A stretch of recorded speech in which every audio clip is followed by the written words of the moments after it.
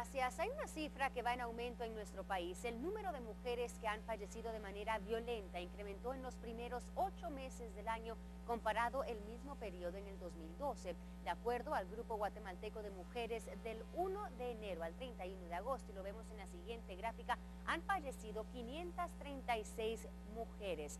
Y la razón de sus muertes es la que alarma también en muchas ocasiones. 371 han fallecido por arma de fuego, 50 han fallecido por heridas producidas con arma blanca y 55 mujeres han muerto por asfixia o estrangulación. Son 112 víctimas más comparado el mismo periodo el 2012. Los departamentos que registran el mayor número de muertes violentas son Guatemala, Escuintla y Chiquimula. Las cifras preocupan a diversos sectores y organizaciones y hoy precisamente vamos a hablar con la directora de la Asociación Sororidad Activa, la licenciada Lucía Morán, respecto a estas cifras y también otras que están preocupando ya, como dijimos, porque tienen que ver con esta violencia que viven las mujeres. Así es que muy buenos días, licenciada, y gracias por estar con nosotros. Buenos días. Bueno, empecemos hablando, estas cifras de las cuales hablamos, que en los primeros 8 meses del año van ya más de 530 mujeres asesinadas de manera violenta y vemos que es un incremento de aproximadamente 112 comparado el año pasado, según nos dice el Grupo Guatemalteco de Mujeres. ¿Cómo toman ustedes estas estadísticas? Bueno, es el reflejo de la violencia sistemática que vivimos las mujeres en Guatemala, que Guatemala, dicho sea de paso, está catalogado como el país con una brecha de desigualdad de género mayor en toda América Latina. El femicidio es finalmente el resultado de toda esta violencia que de manera cotidiana y sistemática, tanto en el ámbito privado como público, vivimos las mujeres.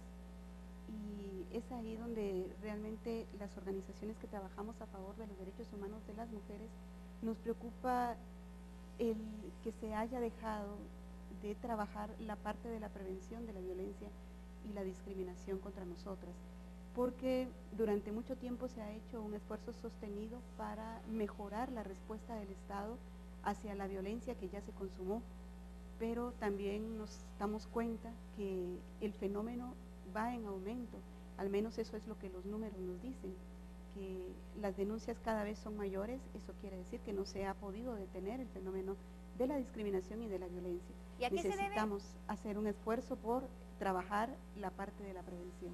Perfecto. Y Lucía, ¿a qué se debe este incremento? ¿Qué factores creen ustedes que contribuyen, aparte de quizá lo que mencionas, de que las autoridades realmente no han tenido control o no han podido mitigar esta violencia en contra de las mujeres? No es solo de las autoridades. ¿A qué crees se debe o influya en este aumento en la violencia en contra de las mujeres? Yo creo que solamente se ha visibilizado la magnitud del fenómeno. Y creo que todavía gran parte de lo que ocurre lo desconocemos. Eso es quizá lo más alarmante. Y tienes toda la razón, no es responsabilidad absoluta de las autoridades. En este fenómeno, en este problema estamos involucrados todos y todas, porque el fenómeno de la discriminación y la violencia contra las mujeres en cualquier sociedad del mundo es multicausal. Y como sociedad necesitamos hacernos corresponsables de lo que está ocurriendo en todos los espacios, institucionalizados y no institucionalizados. De ahí que organizaciones como la nuestra está iniciando con un proceso de formación con la Universidad de San Carlos, específicamente con el Instituto Universitario de la Mujer, porque pensamos que es necesario trasladar capacidades a los ciudadanos y ciudadanas de a pie, del común, para poder responder en la transformación de los conflictos de género o basados en género que cotidianamente ocurren.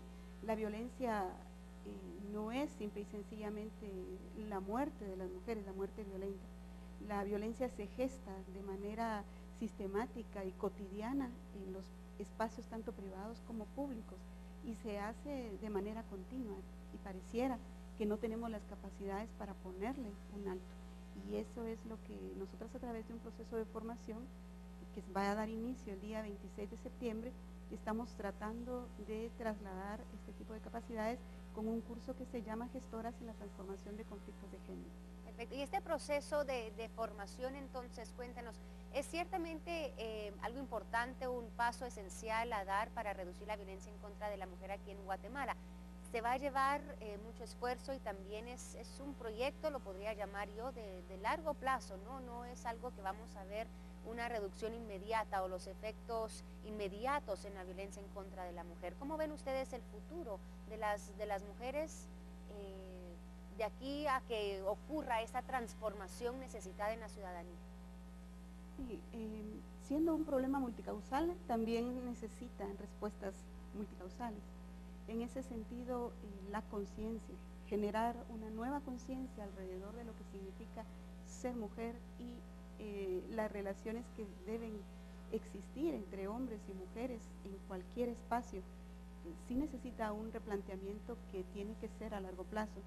Y esto debe hacerse en todos los espacios, en el hogar, en las escuelas, en el trabajo, en las propias instancias de seguridad y de justicia. Y porque pues hemos visto, ha habido un cambio normativo, ha habido la implementación de mecanismos para una mejor atención, tanto en el Ministerio Público con el modelo de atención integral o la justicia especializada en el organismo judicial, que son respuestas después de que ha ocurrido la violencia o la discriminación. Lo que necesitamos hacer es dar un paso hacia atrás y empezar ya. No podemos seguir esperando porque si no detenemos el fenómeno a través de generar una nueva conciencia, nunca podremos ver que el fenómeno realmente disminuye.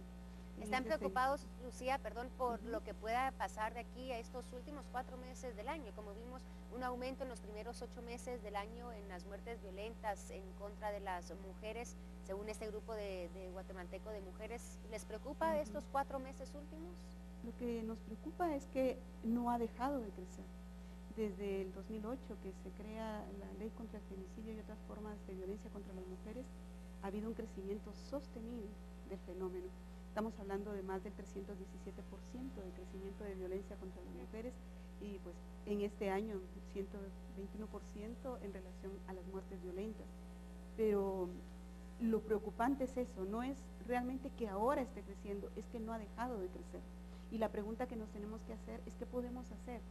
Nosotros, ustedes, como comunicadores, tienen una enorme responsabilidad para replantear la forma en que nos relacionamos los hombres y las mujeres en la sociedad en lo cotidiano, en ese sentido de tratar de erradicar la violencia en cualquier tipo de respuesta que se dé como consecuencia de la conflictividad de género, de definir de una manera distinta el qué hacer de nosotras y de los hombres en función de lo que necesitamos hacer como sociedad.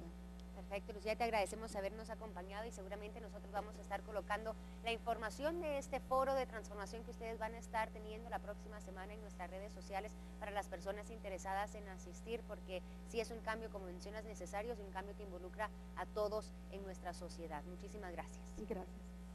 Bueno, era la licenciada Lucía Morán, directora de la Asociación Sororidad Activa, hablando de estas cifras que están preocupando, el aumento en la muerte violenta de las mujeres. En los primeros 8 meses del año se reportan 536 mujeres que fallecieron de manera violenta. Esto es un incremento de más de 100 mujeres comparado al mismo periodo del año pasado, pero la violencia no solo resulta en la muerte, sino que, como escuchamos, la violencia se da en todo ámbito de nuestra sociedad y por eso tan importante este foro. Más adelante le vamos a dar la información en las redes sociales, pero también en nuestros foros de las redes sociales lanzamos la pregunta del día y le preguntamos desde muy tempranito, ¿qué opina usted? ¿Qué acciones se deben de poner en práctica para bajar los niveles de la violencia en contra de la mujer? ¿Qué acciones tomamos los ciudadanos? ¿Qué acciones toman las autoridades? Déjenos saber. Más adelante estaremos compartiendo sus respuestas. Ya sabe que este es un foro abierto para que todos participemos y aportemos. Vamos con eso.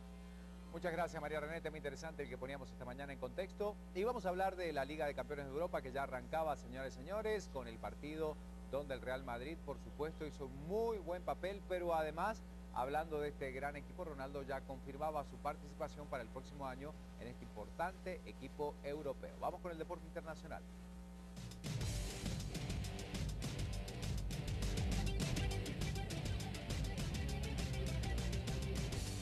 Hoy inicia la fase de grupos de la Liga de Campeones de Europa y entre los partidos más atractivos se encuentran el Galatasaray frente al Real Madrid, el Manchester United recibiendo al Bayer Leverkusen, el Copenhague al Juventus de Turín, el campeón defensor de Europa, el Bayern Múnich al CSKA de Moscú y el PISE ante el Manchester City.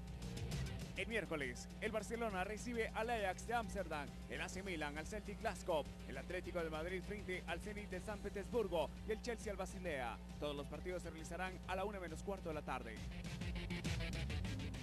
El delantero portugués Cristiano Ronaldo renovó su contrato con el Real Madrid hasta junio del 2018. Ronaldo renovó por más de 130 millones de euros, por lo cual pasará de vengar un salario diario de casi 50.000 euros, convirtiéndose en el jugador mejor pagado del equipo blanco. Esto fue lo más relevante del deporte internacional.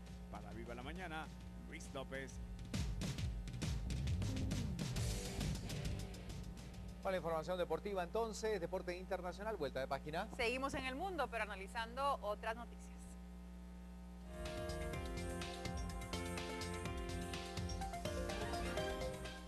Bueno, y nosotros gozamos el privilegio de tener esos foros en las redes sociales abiertos las 24 horas del día, pero en Irán no es la misma historia y los ciudadanos iraníes han tenido bloqueados el acceso a Facebook, a Twitter por varios años, por más de 4 años, pero ayer se decía que finalmente podrían ya tener acceso a esto y se rumoraba que el gobierno había levantado la prohibición de las redes sociales, pero esto ahora dicen que es falso. Los iraníes obtuvieron acceso directo a Facebook y Twitter por primera vez en 4 años debido a un fallo técnico, según informaban este martes los funcionarios iraníes, pero están negando los rumores de que el gobierno hubiera levantado la prohibición de las redes sociales, según informaba Reuters. El secretario de un comité estatal encargado de vigilar y filtrar los sitios web dijo que dificultades técnicas con algunos proveedores de servicios de Internet en Irán permitieron el acceso temporal a los mismos, hecho que el gobierno está investigando. Así es que no se trata de que el gobierno iraní haya levantado la prohibición de las redes sociales como se pensó en algún momento, porque los iraníes tuvieron acceso directo a Facebook y Twitter. Ahora el gobierno iraní dice, no, nosotros no hemos levantado esa prohibición, sino que simplemente fue una falla técnica. El lunes por la noche varios iraníes declararon tener acceso a sus cuentas sin haber tenido que esquivar la seguridad gubernamental, lo que llevó a pensar que las autoridades habían relajado la prohibición vigente establecida a raíz de las protestas contra el gobierno iraní en el 2009, algunas de las cuales fueron organizadas precisamente desde las redes sociales.